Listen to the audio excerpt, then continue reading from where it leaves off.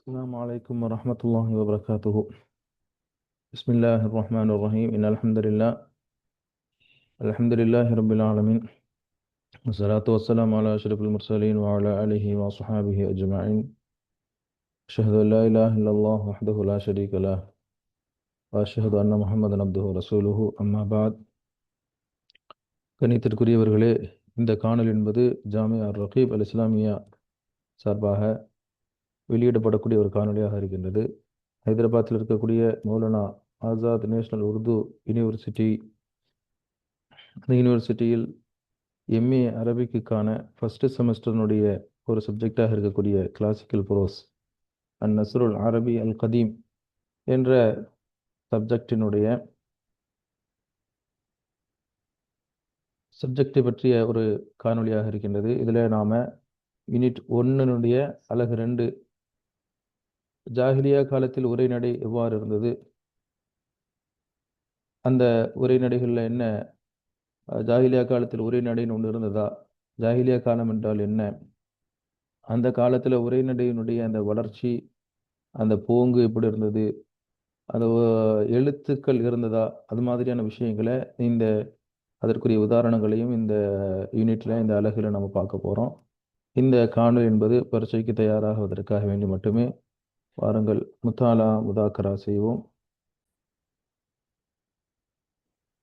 போன பாடத்தில் நாம் அலகு 1 யூனிட்டு 1ல் அலகு 1 லக்காய் 1ல் நாம் உரைநடையினுடைய வகைகள் என்ன, அதனுடைய தாரீஃபுகள் என்ன, அதனுடைய உதாரணங்கள் என்ன அப்படிங்கிறத பார்த்தோம். இந்த யூனிட்டில் நம்ம பார்க்க போகிற விஷயம் என்னன்னு சொல்லி சொன்னால், இது அக்காய் 2 அலகு 2 அஸ்ரி ஜாஹிலிமே அரபி நசர். ஜாஹிலியா காலத்தில் அரபு நசர் எப்படி இருந்தது அப்படிங்கிறத பற்றிய விளக்கம் தான் இந்த யூனிட்டில், இந்த அக்காயில் நம்ம பார்க்க போகிறோம். அக்காய்கா அஜிஸா, இந்த அலகினுடைய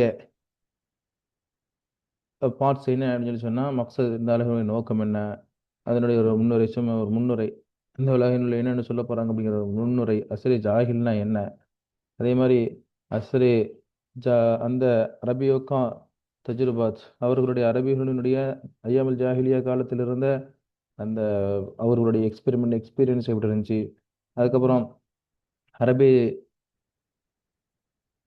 தஹரீர் எழுத்துக்கள் இருந்ததா, அதற்கான எதுவும் ஆசாறுகள் இருக்குதா, அதுக்கப்புறம் ஜாஹிலியாவில் எழுதுவதனுடைய எழுத்து முறைகள் எப்படி இருந்தது, அதே மாதிரி சஹீஃபோங்கா உஜூத், பழைய ஏடுகள், சஹீஃபான்னு சொல்லி சொன்னால் ஏடுகள் அல்லது பழைய கால வேதங்களினுடைய அது இருந்ததற்கான விஷயங்கள், தர்ஃபத்துபனு அப்துகி மௌத்துமே ஹத்துகா கருதா, தர்ஃபத்துபனு மரண சமயத்தில் அந்த எழுத்தினுடைய அந்த முறைகள், அப்புறம் நஸ்ரே ஜாஹில்ல கிஸ்ஸா, கதைகளினுடைய கிஸ்ஸா ஒரு கஹானியோ, கதைகளினுடைய அந்த சம்பவங்கள், கதைகள் இருந்ததுன்னு சொல்லி சொன்னால் அதனுடைய விஷயங்கள் எப்படி இருந்தது, கதைகளினுடைய வகைகள் என்ன இருந்தது, அதே மாதிரி நதர்புல் ஹாரிஸுக்கா ஒரு சம்பவத்தையும் சொல்கிறாங்க. அதுக்கப்புறம் முரக்குஷுல் அக்பர் கா கிஸ்ஸா, முரக்குஷுல் அக்பருடைய அவர்களுடைய சம்பவம், அப்புறம் நஸ்ரே ஜாஹில்ல கதைகளுக்கான முக்கியத்துவம் என்ன இருந்தது அப்படிங்கிறதையும் இந்த யூனிட்டில் நம்ம பார்க்க போகிறோம். அதே போன்று நஸ்ரே ஜாஹிலினுடைய தனித்தன்மைகள், ஹுசூசியாத், நஸ்ரே ஜாஹிலினுடைய அந்த ஸ்பெஷாலிட்டிஸ், அவங்களுடைய அந்த உரையினுடைய ஒரு போங்கு எப்படி இருந்தது, அந்த உரையினுடைய அமைப்பு எப்படி இருந்தது, அதனுடைய தனித்தன்மைகள் என்ன அப்படிங்கிறதையும் நம்ம பார்க்க போகிறோம். அதில் சஹுல் லெஃபுல், வார்த்தையினுடைய சாதாரணமான வார்த்தைகள், சஹுல் அல்ஃபால் சொல்லி சொன்னால் ரொம்ப சாதாரணமான வார்த்தைகள், ரொம்ப கஷ்டமான வார்த்தைகள் இல்லாமல் சாதாரணமான வார்த்தைகளை பயன்படுத்துறது. நமக்கு கஷ்டமாக இருந்தாலும் கூட அவர்கள் அரபி தெரிஞ்சவர்களுக்கு அந்த அரபியை பார்க்கும் பொழுது ரொம்ப ஹார்டான வார்த்தைகளை பயன்படுத்தாமல் சஹல் லேசான வார்த்தைகளை பயன்படுத்தக்கூடிய விஷயங்களை நம்ம பார்க்குறோம். அதே மாதிரி முக்தசர் ஜும்லா, ஜும்லா வந்து ரொம்ப ஷார்ட்டாக அர்த்தம் நிறைய இருக்கும். உதாரணமாக சொல்ல ஜம் ஜம் மானியல் ஜம் அர்த்தங்கள் வந்து என்ன செய்யும், ஜாமிய மானியா இருக்குன்னு சொல்லி சொல்லுவாங்க. அந்த மாதிரி அர்த்தம் இருக்கும், ஆனால் முக்தசர் ஜும்லா முக்தசராக இருக்கும். தரஸ் கலாமே தனவோ, கலாமினுடைய வகைகள் இந்த மாதிரி இருந்தது. இத்தனாவை பேசுறது, சமயங்கள் என்ன செய்வாங்கன்னு சொல்லி சொன்னால் ரொம்ப நீட்டி பேசுவாங்க. ஹாஸா சொல்லிட்டு ஆமா சொல்கிறது, ஆமா சொல்லிட்டு ஹாஸா சொல்கிறது, இத்தனாவை பேசுறது. அதே மாதிரி அல்ஃபாதில் வந்து ஒரு எக்ஸானியத் மியூசிக் ஒரு சஜ்ஜெல்லாம் இருக்கும். அதாவது ஒரே மாதிரி முடிகிறது சஜ்ஜு இருக்கும். எக்ஸானியத் ஒரு சீரான தன்மை இருக்கும். ஹெக்மத் நல்ல ஞானங்கள், அவங்களுடைய உரைநடையில் இருந்த தஷ்பீஹ், சிமிலி, மெட்டாஃபர், அந்த மாதிரி உருவகப்படுத்துறது, ஒப்பு ஒப்பு செய்கிறது, வீட்டை ஒப்பிடுறது, நிறைய பார்த்தேன்னு சொல்லி சொன்னால் ஹபீபத்தினுடைய மன்சில்களை, அவனுடைய வீடுகளை ஒப்பிடுறது, அதை பார்க்கலாம். ஃபிக்ருக்கு சலாமத் நல்ல ஒரு சிந்தனைகள், அதே மாதிரி நசீகத்து, பசீரத்து நல்ல பார்வை, ஈஜாஸ் மேலே பார்த்தா இத்தனாபாவும் இருக்கும், சமயங்களில் ஈஜாஸ் சுருக்கமாகவும் இருக்கும். ரொம்ப வார்த்தைகள் ரொம்ப நீட்டாம, வார்த்தைகளை கம்மியாக்கி அர்த்தங்கள் நிறைய உள்ள வார்த்தைகளாக இருக்கக்கூடிய ஈஜாஸையும் பார்க்குறோம். அதே மாதிரி நல்ல இணைப்பு நல்ல இணைப்பாக இருக்கும். அந்த ஜாஹிலியா காலத்தில் இருந்த அந்த மாஹாவல் எப்படி இருந்தது, அவங்களுடைய வாழ்க்கை நடைமுறைகள் எப்படி இருந்தது, அதையும் பார்க்குறோம். இதெல்லாம் தான் அரபி ஐயாமல் ஜாஹிலியா காலத்தில் இருந்த உரைநடையினுடைய ஒரு தனித்தன்மைகளாக பார்க்குறோம்.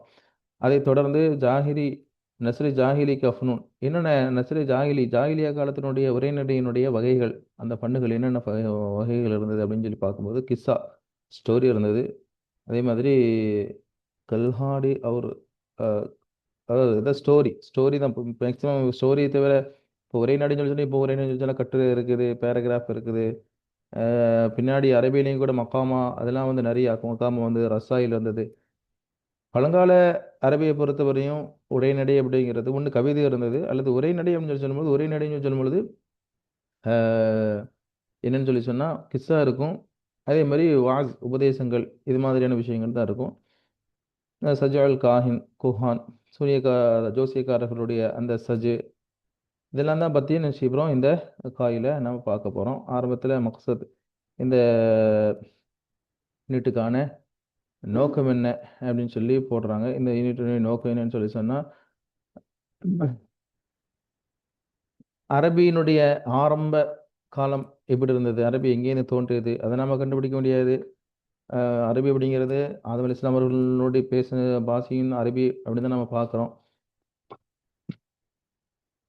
அப்போ அரபியினுடைய தோற்றம் எப்படி இருந்தது, ஜாஹிலியா காலத்தில் லிக்னே பட்னே அஹ்வால், அந்த எழுத்தினுடைய முறைகள் எப்படி இருந்ததா இல்லையா, அதே மாதிரி ஜபானினுடைய வார்த்தைகள் எப்படி இருந்தது, வார்த்தைகள் அந்த பேச்சு வழக்கு எப்படி இருந்தது, இது மாதிரியான விஷயங்களை தான் இந்த தெரிஞ்சுக்கிறது தான் இந்த அதே மாதிரி நஸ்ரே ஜாஹிலியா காலத்தினுடைய உரைநடையினுடைய தனித்தன்மைகள் என்னென்ன வகைகள் இருந்தது, இதை பற்றி தெரிஞ்சுக்கிறது தான் இந்த இந்த அக்காய்க்கான நோக்கமாக இருக்கின்றது.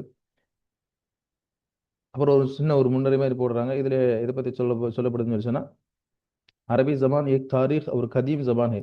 அரபி வார்த்தையினுடைய அரபி லாங்குவேஜ் இருக்கு இல்லையா, அந்த அரபி லாங்குவேஜ் எவ்வளவு தொன்மையானது, பழமையானது, அதனுடைய தாரீக் அப்படிங்கிறது நம்ம முழுமையாக போட முடியாது. இங்கே என்ன சொல்கிறாங்க அப்படின்னு சொல்லி பார்க்கும்போது, அரபி ஜபான் வந்து ஒரு பழமையான ஒரு வார்த்தையாக, ஒரு பழமையான ஒரு மொழியாக இருக்கின்றது. அதில் சந்தேகமே இல்லை, பழமையான மொழி. இன்றைக்கும் கூட one of the oldest existing language அப்படிங்கிறது அரபி தான் நம்ம பார்க்குறோம். டிசம்பர் 18 அப்படிங்கிறது அரபி மொழி தினமாக இருக்கின்றது. உலகத்தில் அதாவது பழைய 1000 ஆண்டுகளுக்கும் பழைய ஓல்டஸ்ட் எக்ஸிஸ்டிங் லாங்குவேஜில் அரபியும் ஒன்று. சைனா, லத்தீனு, சமஸ்கிருதம், தமிழ், இது போன்ற இன்னைக்கு நிறைய மொழிகள் இருக்குது. 6000 7000த்துக்கும் ஏகப்பட்ட மொழிகள் இருக்குது.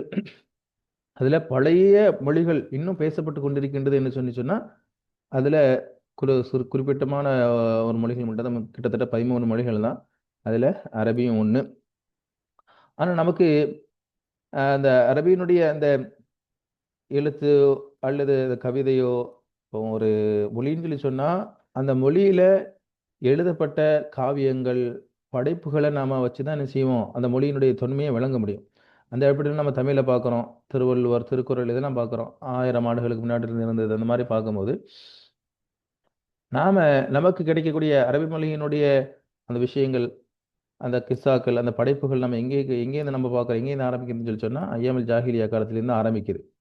நபிகள் ஸல்லல்லாஹு அலைஹி வஸல்லம் உடைய காலத்துக்கு முன்னாடிலேருந்து என்ன ஆரம்பிக்குது. அந்த மாதிரியான விஷயங்கள்லேருந்து நம்ம என்ன செய்கிறோம், அங்கேருந்து தான் அரபி மொழியினுடைய அந்த படைப்புகள், அந்த கிஸ்ஸாக்கள், உரைநடைகள், என்னென்ன மாதிரியான அதபுகள் இருந்தது, இலக்கியங்கள் இருந்தது, அப்படிங்கிறத நம்ம என்ன செய்யணும், அங்கேயும் தான் எடுக்க முடியுது. அதுக்கு முன்னாடி அரபி இல்லைன்னு சொல்லி சொல்ல முடியாது. அதுக்கு முன்னாடி அரபி இருந்தது. ஆனால் அந்த காலத்தில் இருந்தக்கூடிய அந்த ஒரு மொழின்னு சொல்லி சொன்னாலே அங்கே அந்த படைப்புகளை வச்சு தான் நம்ம என்ன செய்யும், அதை அளவிட முடியும். ஐயாமுல் ஜாஹிலியா காலத்துக்கு முன்னாடி அரபியினுடைய அந்த படைப்புகள் என்னென்ன இருந்தது அப்படிங்கிறத பற்றி நம்ம என்ன செய்ய முடியறதில்ல, பார்க்க முடியறதில்ல. எனவே இந்த மக்சத் இதில் என்ன சொல்ல வராங்கன்னு சொல்லி சொன்னால், அரபு மொழி ஒரு பழமையான மொழி. ஐயாமுல் ஜாஹிலியா காலத்தில் இருந்து தான் நம்ம அரபி மொழியினுடைய அந்த படைப்புகளை, அங்கே இருந்த அந்த கிஸ்ஸாக்களை, ஷேர்களை வச்சு நம்ம அளவிட முடியுது. அதிலிருந்து தான் நமக்கு அரபி மொழியினுடைய அந்த விஷயங்கள் என்ன செய்யுது, ஆரம்பிக்குது. என்று சொன்னாலும் கூட அரபி மொழி ரொம்ப தொன்மையான ஒரு பழமையான மொழி. ஆனால் அரபி மொழியினுடைய படைப்புகள் நமக்கு எங்கேருந்து கிடைக்குது, எங்கேருந்து ஆரம்பிக்குது அப்படின்னு சொல்லி சொன்னால், ஐயாமுல் ஜாஹிலியா காலத்துலேருந்து என்ன செய்யுது, ஆரம்பிக்குது அப்படிங்கிறத இங்கே ஒரு இந்த மக்சத்தில் சொல்கிறாங்க. அடுத்து அஸ்ரி ஜாஹிலி. அஸ்ரி ஜாஹில்னா என்ன அப்படின்னு சொல்லி சொன்னால், அதனுடைய ஒரு ஒரு விளக்கத்தை இந்த இதில் சொல்ல போகிறாங்க இந்த பாடத்தில். बाज़त नबी नबवी नबवी से पहले के ज़मानों को असर जाहिली कहा जाता है. அஸ்ரி ஜாஹில்னா என்ன அப்படின்னு சொல்லி நம்ம பார்க்கும்போது, ஜாஹில்னு சொல்லி சொன்னா நமக்கு தெரியும். ஜாஹில்னா என்ன அப்படின்னு சொல்லி சொன்னா ஒரு அறியாமை. அஸ்ரி ஜாஹில்னா அறியாமை காலம் அப்படின்னு சொல்லி சொல்லுவோம். இப்போ அறியாமை காலம் அப்படிங்கிறதுனால என்ன விளங்கிடக்கூடாது, அவங்களுக்கு எழுத்தறிவு படிப்பறிவு ஒன்றும் கிடையாது, அவங்க வந்து ஒன்றுமே என்ன செய்ய மாட்டாங்க, ஒன்றும் ஒன்றுமே இருந்திருக்கல அப்படின்னு அப்படிங்கிற மாதிரி விளங்கிடக்கூடாது. அவங்க அவங்க நம்ம ஐயாமல் ஜாஹிலியா காலத்தில் பார்க்குறோம், அங்கே வந்து ஷேர்கள், கவிதைகள் இருந்தது, நசீகத்துகள் இருந்தது, வாசுகள் இருந்தது, நிறைய பண்டிதர்கள் இருந்தாங்க, நிறைய கவிஞர்கள் இருந்தாங்க, அதே மாதிரி நிறைய ஹக்கீம்கள் இருந்தாங்க, நிறைய ஹத்தீபுகள் இருந்தாங்க அப்படிங்கிறத நம்ம பார்க்குறோம். அவங்களாம் இருந்தாங்க அப்படிங்கிறதுலேருந்து நம்ம விளங்கிக்கலாம் என்னன்னு சொல்லி சொன்னால், படிப்பு இருந்தது. ஆனால் ஜாகிலியா அப்படிங்கிறதை கொண்டு நோக்கம் அப்படிங்கிறது நம்ம என்ன விளங்கிடக்கூடாது, அவங்க முற்றிலும் ஒரு திறமையற்றவர்களாக இருந்தாங்க. ஒரு ஒரு காவியத்தை படைப்பதற்கோ, ஒரு படைப்புகளை படைப்பதற்கோ, ஒரு கவியை உருவாக்குவதற்கு அளவுக்குள்ள திறமைகள் இல்லை அப்படின்னு சொல்லி விளங்க முடியாது. அந்த காலத்திலேயும் கவிகள், உரைநடைகள் எல்லாமே இருந்தது. கிஸ்ஸா சொல்லக்கூடிய ஆற்றல் எல்லாம் இருந்தது. அப்போ அஸ்ரி ஜாஹிலின்னு ஏன் சொல்றோம்? ஏன் அறியாமை காலம் அப்படின்னு சொல்லி சொல்றோம்னு சொல்லி சொன்னா, அறியாமை காலம் அப்படிங்கிறது இஸ்லாம் அந்த காலத்தை அறியாமை காலம் அப்படின்னு சொல்லி பயன்படுத்துது. எந்த ரீதியில அப்படின்னு சொல்லும்போது பார்க்கும்போது, ஜஹாலத் அப்படிங்கிறது ஜிஸ்கே மேனா வயிறு தாஷிந்தா நாஹல், அவங்க தகுதியற்றவர்கள் அப்படின்னு சொல்லி அர்த்தம் இல்லை. ஐயாமல் ஜாஹிலியா அப்படிங்கிறது கூட நம்ம என்ன விளங்கிடக்கூடாது, அவங்களுக்கு ஒண்ணுமே தகுதி இல்லை, எந்த இலக்கியத்தையோ எதையுமே படைப்பதற்கு தகுதியற்றவர்கள் அப்படிங்கிறது நோக்கம் இல்லை. மாறாக மாறாக பல்கே என்ன அர்த்தம் சொல்லிச்சுன்னா, குஸ்ஸா ரொம்ப கோவப்படுவாங்க, பேவக்கூஃபி, அதாவது நடைமுறை வாழ்க்கையில எதுக்கெடுத்தாலும் என்ன செய்யறது, கோவப்படுறது, ஒரு ரொம்ப அளவு கடந்த மூட நம்பிக்கைகள், அதே மாதிரி அவங்களுடைய கொள்கையுடைய விஷயத்துல ரொம்ப மூர்க்கத்தனமா இருந்தாங்க. அதனால தான் நம்ம பார்க்குறோம், அரபிகளை யாரும் டேக் ஓவர் பண்றதுக்கு, அவங்கள ஆடுறதுக்கு கூட முன் வரல. அந்த அளவுக்கு ரொம்ப ஒரு மூர்க்கத்தனமா இருந்தாங்க. ஒரு சாதாரண ஒரு ஒட்டகத்துக்காக வேண்டி, ஒரு ஒட்டகம் தண்ணி குடிச்சதுக்காக வேண்டி எல்லாம் என்ன செய்வாங்க, காலங்காலமாக வருடம் வருடமாக போர் செஞ்சதை பார்க்குறோம். அப்ப அந்த அளவுக்கு மூடத்தனம் நிறைந்து, மூட நம்பிக்கைகள் நிறைந்து இருந்த காரணத்தினால தான் அவங்கள நம்ம என்ன சொல்லி சொல்றோம்னு சொல்லி சொன்னா, ஜாஹில்னு சொல்லி சொன்னோம். ஜாஹில்னா என்ன? இஸ்லாம் லித். இஸ்லாம்னா சமாதானம், ஒற்றுமை, ஒரு நல்ல ஒரு பழக்கவழக்கம் அப்படிங்கிறது தான் இஸ்லாம். ஜாஹிலின்னு சொல்லி சொல்றது இஸ்லாத்துக்கு அப்படி ஆப்போசிட். அதுதானே தவிர ஜாஹிலியா காலத்துல அவங்க ஒண்ணுமே தகுதி இல்லாதவர்களாக இருந்தாங்க அப்படின்னு சொல்லி சொல்ல முடியாது. அங்கேயும் நம்ம பார்க்குறோம், நிறைய கவிஞர்கள், நிறைய திறமைசாலிகள் என்ன செஞ்சிருந்தாங்க, இருந்தாங்க அப்படிங்கிறத நம்ம பார்க்குறோம். அதே மாதிரி ஜாஹிலி அப்படிங்கிறதுக்கான அர்த்தங்கள் என்ன அப்படிங்கிறத போடுறாங்க. குரான்ல ஹதீஸுகள் இருக்கக்கூடிய ஜாஹில் அப்படிங்கிற வார்த்தைக்கான அர்த்தங்களை போடுறாங்க. உதாரணமாக ஹுதில் ஆஃப்வ சூரத்துல் ஆராஃபில் வரக்கூடிய வசனம், ஹுதில் ஆஃப்வ வஅ்முர் பில் உர்ஃபி வஅரித் அனில் ஜாஹிலீன். அதாவது நபியை பார்த்து சொல்லுவான், நீங்க மன்னிப்பை எடுத்துக்கொள்ளுங்கள், மன்னிப்பை பற்றி பிடித்துக் கொள்ளுங்கள், வஅ்முர் பில் உர்ஃபி, நல்ல விஷயங்களை கொண்டு ஏவுங்கள், வஅரித் அனில் ஜாஹிலீன், மடமையர்கள் அதாவது அறியாதவர்கள், ஜாகில்கள், முட்டாள்களை விட்டு நீங்கள் என்ன செஞ்சிருங்க, புறக்கணிச்சிருங்க. அப்போ இங்கேயே எல்லாத்துல ஜாகில்கள் அப்படின்னு சொல்லி பயன்படுத்துறான். அப்போ ஜாகில் அப்படிங்கிறதை கொண்ட நோக்கம் என்னன்னு சொல்லி சொன்னா, இஸ்லாத்திற்கு எதிராக இருப்பவர்கள் அல்லது ரொம்ப மூர்க்கத்தனமாக இருப்பவர்கள் அப்படிங்கிறது தான் நோக்கமே தவிர என்ன கிடையாது. அவங்க திறமையற்றவர்களாக இருந்தார்கள். எழுதவோ, கவிதை செய்யவோ அல்லது நுட்பமான ஹிக்மத்தான விஷயங்களை சொல்லவோ திறமையற்றவர்கள் என்பது நோக்கமல்ல அப்படிங்கிறதையும் விளங்கிக்கணும். அதே மாதிரி நம்ம ஒரு ஹதீஸையும் எடுத்து போடுறாங்க. அதாவது நபிகள் நாயகம் ஸல்லல்லாஹு அலைஹி வஸல்லம் அபூதர் அல் கிஃபாரி அவருடைய சம்பவம். அவங்க ஒரு சபைக்கு வரும்பொழுது ஒரு கருப்பினத்தவரை பார்த்து ரொம்ப கேவலமாக திட்டிடுறாங்க உம்மா வச்சு. அப்போ தான் நபி ஸல்லல்லாஹு அலைஹி வஸல்லம் அவர்கள் அவங்கள கண்டிக்கும் விதமாக சொல்லுவாங்க, இன்னக இம்ரவுன் ஃபீக ஜாஹிலியத்துன். அதாவது ஜாஹிலியன் என்ன அப்படிங்கிறதுக்கான அர்த்தங்களை சொல்றதுக்காக வேண்டி இந்த உதாரணங்களை என்ன செய்யறாங்க, கொண்டு வராங்க. மேலே ஒரு குரானாயத்து, 2 குரானாயத்து போட்டாங்க, இன்னொரு குரானாயத்தையும் கொண்டு வந்தாங்க. அதுக்கப்புறம் இங்கே ஒரு ஹதீஸ், இங்கே ஒரு குரான் வசனம் கொண்டு வந்திருக்காங்க பாருங்க. இங்கே சாரி, இபாதுர் ரஹ்மான் இல்லதீன யம்ஷூன அலல் அர்தி ஹவுனன் வைதா ஹாத்தபஹுமல் ஜாஹிலுன காலு சலாமா. மடையர்கள் அவர்களை முன்னோக்கி வந்தால் அவர்கள் சலாம் என்று சொல்வார்கள் அப்படின்னு சொல்லி பார்க்குறோம். இப்போ இதெல்லாம் வந்து குரானில் அல்லாஹ் தஆலா ஜாஹில் அப்படிங்கிற வார்த்தைகளை பயன்படுத்தியிருக்கிற அந்த இக்திபாசத்தை கொண்டு வராங்க. அதே மாதிரி ஹதீஸ்களையும் நம்ம பார்க்குறோம். இன்னக்க இம்ரவுன் ஃபீக ஜாஹிலியத்துன். அபூதர் பார்த்து சொன்னாங்க, நீங்கள் ஒரு ஜாஹிலியா நிரம்பி இருக்கக்கூடிய, ஜாஹிலியா காலத்தினுடைய பழக்க வழக்கங்கள், அந்த தன்மைகள் நிரம்பி இருக்கக்கூடிய ஒரு மனிதர் என்பதாக அபூதரை பார்த்து சொன்னாங்க. இது ஏன் எதுக்காக சொல்லி சொன்னாங்கன்னு சொல்லி சொன்னா, அவங்க வந்து அவரை பார்த்து திட்டினாங்க. அதுவும் அம்மாவை வச்சு ரொம்ப அருவருப்பான முறையில் திட்டினாங்க. அப்போ இதிலிருந்து நம்ம விளங்கிக்கலாம் என்னன்னு சொல்லி சொன்னா, ஜாஹிலியா அப்படிங்கிறது கொண்டு நோக்கம் அவர்களிடத்து இந்த மூர்க்கத்தனத்தையும் கோபத்தனத்தையும் ஒரு அநாகரிகமான கலாச்சாரத்தை பற்றி சொல்வதற்குத்தான் ஐயாமுல் ஜாஹிலியா என்று சொல்லி. அப்போ அசல் ஜாஹில் ஐயா அறியாமை காலம்னு சொல்லி சொன்னா அனாச்சாரமான கல்ச்சுரல்கள், கலாச்சாரங்கள் இருந்த ஒரு காலம் என்பதுதான் நோக்கமே தவிர அவங்களிடத்துல எந்த விதமான தகுதிகளும் திறமைகளும் இல்லை அப்படிங்கிறது நோக்கம் இல்லை. அதே மாதிரி ஒரு கவியையும் என்ன செய்றாங்க, கொண்டு வராங்க. அம்ர் இப்னு குல்சூம், இவர் பெரிய ஒரு கவிஞர், ஒரு அரசராகவும் கூட இருந்தார். அரசராகவும் ஒரு பெரிய அரச பரம்பரை சார்ந்தவர். இவர் பெரிய கவிஞர் அம்ர் இப்னு குல்சூம். ஜாஹிலிய காலத்தில் இருந்த ஒரு பெரிய கவிஞர்.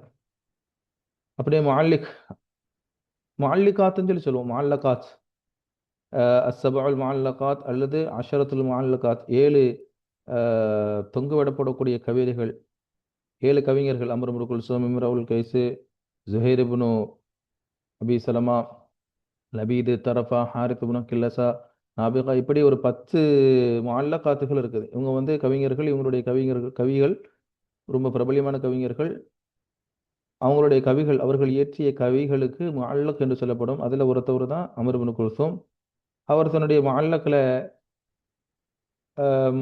ஒரு முஅல்லக் கவியில ஆரம்பத்தில் இப்படி அதில் சொல்லுவார். ஆரம்பத்தில் இல்லை, அதில் கொண்டு வராரு. அலா லா இஜ்ஹலன்ன அஹதுன் அலைனா ஃபனஜஹல ஃபௌக ஜஹலில் ஜாஹிலீன. அதாவது இங்கே அந்த ஜாஹில் அப்படிங்கிற வார்த்தையை அவர் பயன்படுத்தியிருக்கிறாரு. என்னன்னு சொல்லி சொன்னால், எங்களை விட பெரிய ஒரு ஜஹல் நிறைஞ்சவங்க யாரும் இல்லை. எங்களை மாதிரி அலா லா இஜ்ஹலன்ன அஹதுன் அலைனா, எங்களை விட யாரும் என்ன செய்ய முடியாது, ஜஹல்ல ஒரு ஒரு ஆளாக இருக்க முடியாது.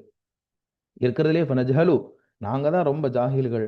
ஃபௌக ஜஹலில் ஜாஹிலீன, எவ்வளோ பெரிய ஜாஹிலாக இருந்தாலும் அவங்களுடைய ஜஹாலத்துக்கெல்லாம் மேலாக, அவர்களுடைய அறியாமைக்கெல்லாம் மேலாக நாங்கள் பெரிய ஜாஹில் அப்படிங்கிறதுக்கு ஒரு நோக்கம் என்னன்னு சொல்லி சொன்னால், எங்களிடத்தில் இருக்கிற இந்த மூர்க்கத்தனம், ஒரு மடமைத்தனம் அப்படிங்கிறது அது ரொம்ப அதி தீவிரமானது அப்படிங்கிறது நோக்கம். அப்போ இந்த யூனிட்ல, இந்த சப்ஜெக்ட்ல, இந்த பாடத்தில் நம்ம என்ன பார்க்குறோம்னு சொல்லி சொன்னால், ஜாஹிலியா காலம்னா என்ன, ஜாஹில் அப்படிங்கிறதை கொண்டு அர்த்தம் என்ன அப்படிங்கிறத பார்க்குறோம். அடுத்து அரபியோं का तजुर्बात, அரபியோं का தஜ்ருபாத். தஜ்ருபாத் சொல்லி சொன்னால் எக்ஸ்பீரியன்ஸ், எக்ஸ்பெரிமெண்ட்ஸ். அரபுகளில் இருந்த, அந்த காலத்தில் இருந்த அரபுகளில் இருந்த அந்த ஆற்றல்கள் என்ன மாதிரியான ஆற்றல்கள் இருந்தது. அரபிக்கு सरज में मेकर जे लिखना पढ़ना का माहौल. அதாவது அந்த ஜாஹிலியா காலத்தில் இருந்த அரபிகளின் இடத்துல இருந்த அந்த எக்ஸ்பீரியன்ஸ் எப்படி இருந்தது அப்படின்னு சொல்லி பார்க்கும் பொழுது, அவங்க வந்து பெரும்பாலும் அரபி ஐயாம் ஜாஹிலியா காலத்தில் நம்ம எடுத்துக்கிட்டோம்னு சொன்னால், பொதுவாகவே அரபி தேசம்ங்கிறது ஒரு பாலைவன தேசம்தான். அவங்க வந்து ஒரு நிலையான ஒரு வீடு கட்டி ஒரு இடத்துல இருப்பாங்கன்னு சொல்லி பார்த்தா அப்படி கிடையவே கிடையாது. ஏன்னு சொல்லி சொன்னால், எங்கெங்கே அவங்களுக்கு சஃபர் செஞ்சுட்டே இருப்பாங்க. சஃபர் கருணா, அவங்க சுற்றுறது, அதுதான் அவங்களுடைய வேலையே. ஏன்னா பதவி வாழ்க்கை தான் வாழ்ந்தாங்க. பதவின்னு சொல்லி சொன்னால் கிராமத்து வாழ்க்கை அல்லது ஒரு பாலைவனத்து வாழ்க்கைன்னு சொல்லி சொல்லலாம். பொதுவாக அரபி தேசம் அப்படிங்கிறது பாலைவன தேசம் தான். இப்போ ஒரு குடியிருப்பு, ஒரு வாழ்க்கை வாழ்வதற்கான முக்கியமான தேவை அப்படிங்கிறது என்னன்னு சொல்லி சொன்னா, தண்ணி தான் இன்றியமையாதது. நாம பார்க்குறோம். அதனால தான் நாகரீகம் அப்படி தோன்றியதே நதிக்கரை நாகரீகம் தான். ஒரு நதி இருந்தா, அதுதான் மெயினா ஃபோக்கஸா வச்சு அத சுத்தி ஒரு ஊர் உருவாகும், ஒரு கிராமம் உருவாகும். அதத்தான் நம்ம பார்க்குறோம். அத வச்சு தான் சிந்து சமவெளி நாகரீகம் இதெல்லாம் பார்க்குறோம். அப்போ அரபிய பொறுத்தவரையும் அங்க பெரிய ஆறுகள் இதெல்லாம் இல்ல. அப்ப மனிதனுடைய வாழ்க்கையில ரொம்ப முக்கியமானது தண்ணி. தண்ணிய வச்சு தான் எல்லாமே இருக்கும். அதனால பாலைவனத்தில நெறைய தண்ணீகள எதிர்பார்க்க முடியாது. என்ன செய்வாங்கன்னு சொல்லி சொன்னா, நெறைய இடங்கள சுத்திக்கிட்டே இருப்பாங்க. சஃபர் செஞ்சுக்கிட்டே இருப்பாங்க. எங்க தண்ணியோ அல்லது எங்க ஒரு இதுவோ பார்க்குறாங்கன்னு சொல்லி சொன்னா, அந்த இடத்துல என்ன செய்வாங்க? இருப்பாங்க. அதே மாதிரி அவங்க தண்ணி எதுவும் கிடைக்கலன்னு சொல்லி சொன்னா, அந்த இடத்த விட்டு என்ன செஞ்சிருவாங்க? பார்த்தா இந்த இதில சொல்றாங்க என்னன்னு சொல்லி சொன்னா, எங்கெங்க அவங்க தண்ணிய பார்க்குறாங்களோ, எங்கெங்க பசுமைய பார்க்குறாங்களோ, சப்ஸா, நேஸ், பானி நல்ல தண்ணி எங்க கிடைக்குதோ, அங்க என்ன செய்வாங்கன்னு சொல்லி சொன்னா, இன்திசாம் தேக்கா அங்க பார்த்தாங்கன்னு சொல்லி சொன்னா, அங்க என்ன செஞ்சுருவாங்க? தங்களுடைய கியாம் கூடாரத்த அமைச்சு, இப்போ ஒவ்வொரு காலகட்டத்திலும் என்ன செஞ்சுட்டே இருப்பாங்க? மாறிக்கிட்டே இருப்பாங்க. ஒரு காலத்தில இங்கேயே தான் இருப்பாங்க. நிரந்தரமா இருக்க மாட்டாங்க. கோடை காலத்தில ஒரு இடத்துல இருப்பாங்க. குளிர்காலம் வந்தா வேற இடத்துக்கு மாறி போயிருவாங்க. அப்ப எங்க அவங்களுக்கு தண்ணி கிடைக்குதோ, எங்க வாழ்க்கை தேவைகள் எங்க நிறைவேறுதோ, மாறிக்கிட்டே இருப்பாங்க. இதனால அவங்களுக்கு நெறைய அனுபவங்கள் கிடைக்கும். உள்ளூர்ல இருக்கிறவங்கள விட பல இடங்களுக்கு சுத்துறவங்களுக்கு, பல இடங்களுக்கு டிராவல் பண்ணவங்களுக்கு நம்ம அனுபவம் கிடைக்கும் அப்படிங்கிறத நம்ம நல்லா நேரடியா பார்ப்போம். அவங்களுடைய வாழ்க்கை ஒரு நிரந்தரமான வாழ்க்கை அல்ல. இதனால அவங்களுக்கு என்ன அனுபவம்னு சொல்லி சொன்னா, எப்போ மழை பெய்யும்? எப்போ காத்தடிக்கும்? காத்தடிச்சு எந்த திசையில நாம கூடாரம் அமைச்சா நல்லா இருக்கும்? அதே மாரி தண்ணி எந்த நேரத்தில எங்க தண்ணி கிடைக்கும்? எங்க தண்ணி கிடைக்காது? எங்க வறட்சியா இருக்கும்? அதே மாரி மழையினுடைய அந்த ஹர அவங்க வந்து என்ன செய்வாங்கன்னு சொல்லி சொன்னா, எங்கேயாவது போய்க்கிட்டே இருப்பாங்க. ஒரு இடத்துல என்ன செய்ய மாட்டாங்க, நெறைய இருக்க மாட்டாங்க. இதனால அவங்களுக்கு நெறைய பாரிஷ் கி ஆத்தார் மழையினுடைய எப்ப மழை வரும் அப்படிங்கிறதுக்கான ப்ரெடிக்ஷன் பண்றதுக்கான ஒரு அறிவுலாம் அவங்கட்ட இருந்தது. அதே மாதிரி காத்து வீசும், எப்ப வீசும், எந்த திசையில வீசும். அதேமாரி வானத்தில என்ன செய்வாங்கன்னு சொல்லி சொன்னா, நட்சத்திரங்கள பார்த்தே என்ன செஞ்சுருவாங்க, மழை பெய்யுமா, பெய்யாதா அப்படிங்கிற மாதிரியான ஒரு நெறைய ஒரு அறிவுகள், ஆற்றல்கள் அந்த காலத்தில இருந்தது. அதே மாதிரி பதவி வாழ்க்கை வாழ்ந்ததுனால, அவங்களுடைய ஜபானும், அவங்களுடைய மொழியும் நல்ல தேர்ச்சி பெற்றதாக இருந்தது. நாம பார்க்குறோம். நகரத்தில இருக்கிறவங்கள விட, கிராமத்தில வாழ்றவங்களுடைய அந்த மொழி அப்படிங்கிறது ரொம்ப தேஜா ரொம்ப நல்ல மொழியா இருக்கும். நல்ல சாஃபா, நல்ல சுத்தமான மொழியா இருக்கும். பிற மொழிகளினுடைய கலவைகள் இல்லாம நம்ம பார்க்குறோம். நர நர நரக நகரத்தில இருக்கிறவங்களுடைய அந்த மொழிகள பார்க்கும்பொழுது பிற மொழிகளினுடைய டாமினன்ட் அதிகமா இருக்கும். உதாரணமா பார்க்குறோம் இல்லையா? மெட்ராஸ்ல இருக்கிறவங்களுடைய இங்கிலீஷ் வந்து ரொம்ப தமிழ் வந்து ரொம்ப இங்கிலீஷ் கலந்து சேர்ந்து இருக்கும். ஆனா கிராமத்தில இருக்கக்கூடியவங்களுடைய மொழி அப்படிங்கிறது, அந்த அவங்களுடைய மொழிகள ரொம்ப அப்படியே ஃபாலோ பண்ணுவாங்க. கலாச்சாரத்த ஃபாலோ பண்ணுவாங்க. அப்போ அரபிகள் அவங்க பாலைவன வாழ்க்கைய வாழ்ந்தாங்க. ஒரு கிராமத்து வாழ்க்கைய வாழ்ந்தாங்க. எங்கேயுமே நிரந்தரமா ஒரு இடத்துல இருக்க மாட்டாங்க. மாறிக்கிட்டே இருப்பாங்க. எங்கெங்க தண்ணி கிடைக்குதோ, அங்கங்க என்ன செய்வாங்க போயிட்டு இருப்பாங்க. இதனால நெறைய அனுபவங்கள் மழையினுடைய, காற்றினுடைய நெறைய பல்வேறுபட்ட கலாச்சாரங்கள், பல்வேறுபட்ட மக்கள சந்திப்பாங்க. இப்படி சந்திக்கிறது மூலமாக அவங்களுக்கு நெறைய அனுபவங்கள் கிடைச்சது அப்படிங்கிறதையும் பார்க்குறோம். தொடர்ந்து அரபியோ में तहरीर की ஆசார் அரபி காலகட்டத்தில தஹரீர் எழுத்துக்கள் இருந்ததா? அப்படிங்கிறத இந்த பாடத்தில எழுத்துக்கள் அப்படிங்கிறது நாம இந்த காலகட்டத்தில தான் என்ன செய்யுது? எழுத்துக்கள், அதற்குரிய பேனா, இதெல்லாம் இருக்கிறதுனால, இப்ப ரொம்ப அட்வான்ஸ்டா இருக்குது. ஆனா அந்த காலகட்டத்திலயும் எழுத்துக்கள் இருந்ததா? அப்படிங்கிறத இந்த பாடத்தில நம்ம என்ன செய்வோம்? பார்க்குவோம். அதே மாரி இந்த பாடத்தில வந்து அரபி எழுத்துக்கள் இருந்ததா?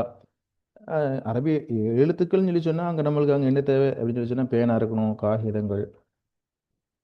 அது இருந்ததா அப்படிங்கிறதற்கான ஒரு ஆதாரங்களையும் என்ன செய்றோம், இந்த பாடத்தில பார்க்குறோம். இந்த பாடத்தில வந்து அரபியும் में तहरीर எழுத்து இருந்ததற்கான அடையாளங்கள்.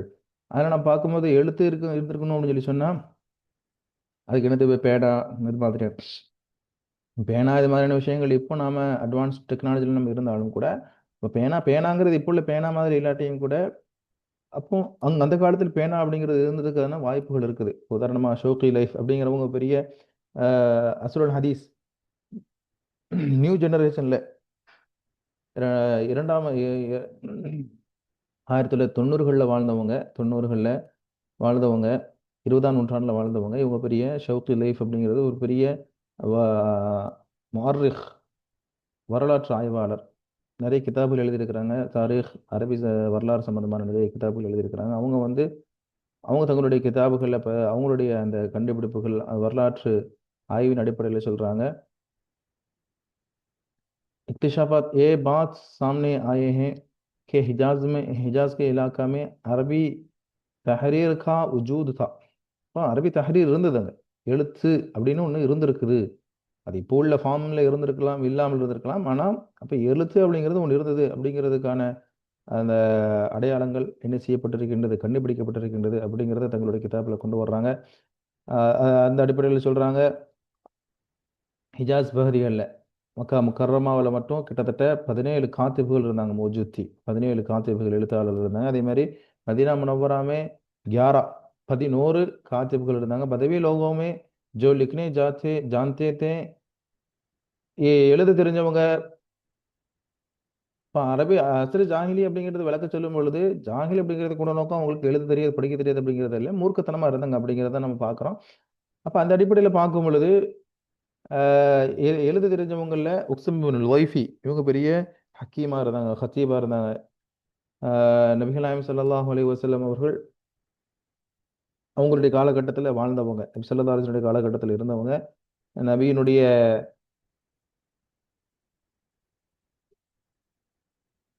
நுபுவத்தில் இருந்திருக்கிறாங்க அப்படிங்கிறத பார்க்குறோம். இவங்க வந்து பன்னு கபிலா தமீம் தமீம் கா ஹத்தீப் தா. அந்த காலத்தில் ஒவ்வொரு கோத்திரங்களும் அவங்களுக்குன்னு ஹத்தீப் இருக்கணும், ஷாய் இருக்கணும் அப்படிங்கிறத விரும்புவாங்க. அதை வச்சு பெருமையும் படுவாங்க. எங்களுடைய ஹத்தீப், அவங்களுடைய கவிகளை வைத்து அவங்களுடைய ஹத்தீப் வச்சு என்ன செய்வாங்க, பெருமைப்படுவாங்க. அப்போ அதே மாதிரி எழுத தெரிஞ்சவங்க உக்ஸமுல் லைஃப் இருந்தாங்க. இவங்க பனு தமீம் அந்த கோத்திரத்தினுடைய ஹத்தீபாக இருந்தாங்க. பெட ஹிக்மத் வாலாதா ஒரு ஹக்கீமாக இருந்தாங்க. உக்ஸம் உக்ஸம் கி பற்றி அவருடைய மருமகனுடைய பேர் வந்து ஹன்னாத் இப்னு ரபியா. இவங்க ஒரு பெரிய சஹாபி. இவங்க வந்து உக்ஸம் இப்னு லைஃபியினுடைய மருமகன். இவங்களும் நபிகள் நாயகம் ஸல்லல்லாஹு அலைஹி வஸல்லம் காத்திபில் ஒருத்தராக இருந்தாங்க. காத்திபு நபி ஸல்லல்லாஹு அலைஹி வஸல்லம் எழுத்தாளர்கள்.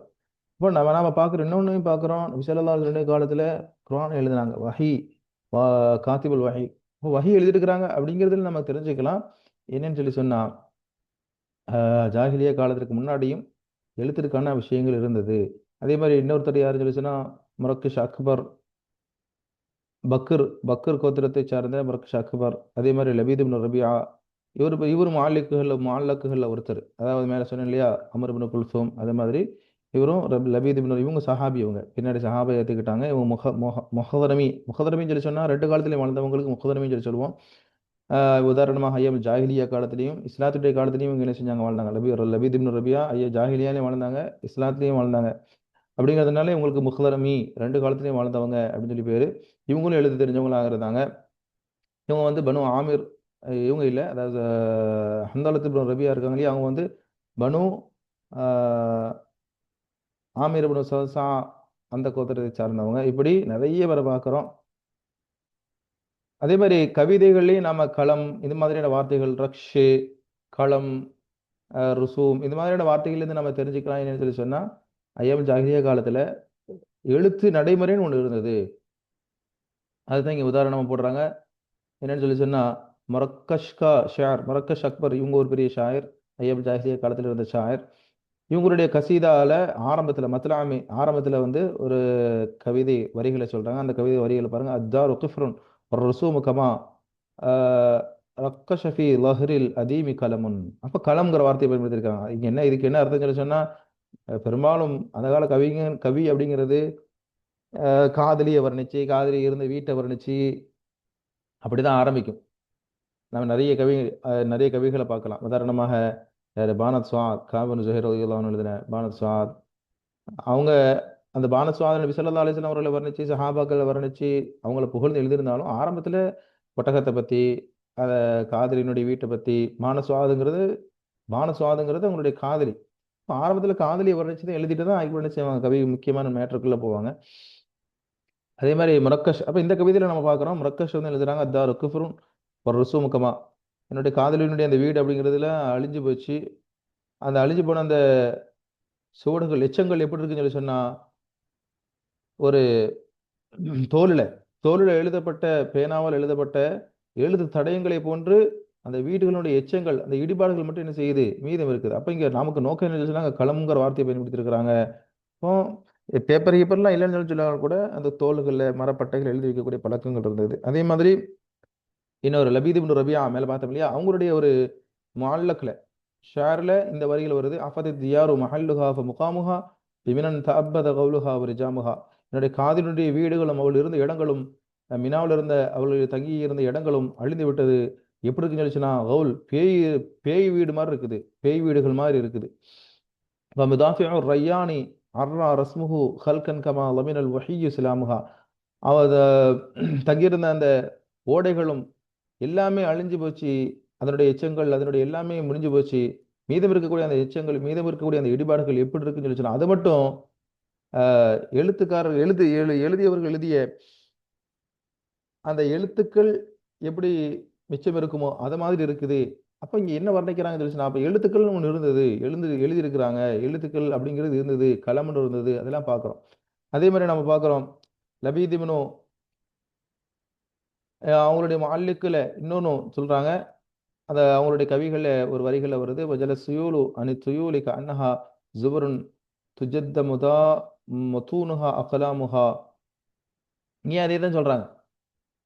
காதலுடைய வீடுகள் எல்லாமே போயிருச்சு. அந்த இடிபாடுகள் வந்து பேனாக்கள் எப்படி எழுதிய அந்த எழுத்துக்கள் மீதம் இருக்குமோ அது மட்டும் என்ன செய்யுது மீதம் இருக்குது அப்படிங்கிற மாதிரி சொல்றாங்க. அதே தான், அதுவும் அதே மாதிரி ஒரு கவிதை தான். இப்னு ஹித்தான் இப்னு அவுஃப், ஹித்தார் இப்னு அவுஃபினுடைய மகளுக்கு மனாசில்கள் வீடுகள் இருந்தது, அது எல்லாம் இடிஞ்சு போச்சு. என்னுடைய காதலுடைய வீடுகள் அழிஞ்சு போச்சு. அது அதனுடைய எச்சங்கள் அதனுடைய இடிபாடுகள் எப்படி மீதம் இருக்குன்னு சொல்லி சொன்னா, ஒரு எழுத்துக்காரன் அவனுடைய எழுத்துல எப்படி அந்த எழுத்துக்கள் மீதம் இருக்குமோ, அந்த சுவடுகள் மீதம் இருக்குமோ, அதே மாதிரி தான் என்னுடைய வீடுகள், இந்த காதலினுடைய வீடுகள் மீதம் இருக்கின்றது அப்படிங்கிறத சொல்றாங்க. அப்ப இந்த கவிதைகள்லாம் நம்ம உதாரணங்கள் நம்ம பார்க்கும் பொழுது, இதுல நம்ம பார்க்கிறோம் ரப்சனா எழுதுறது, காத்திபு, கலமு, அகலாமு இது மாதிரியான வார்த்தைகள் என்ன செஞ்சிருக்கிறாங்க, பயன்படுத்தி இருக்கிறது நமக்கு தெரியுது.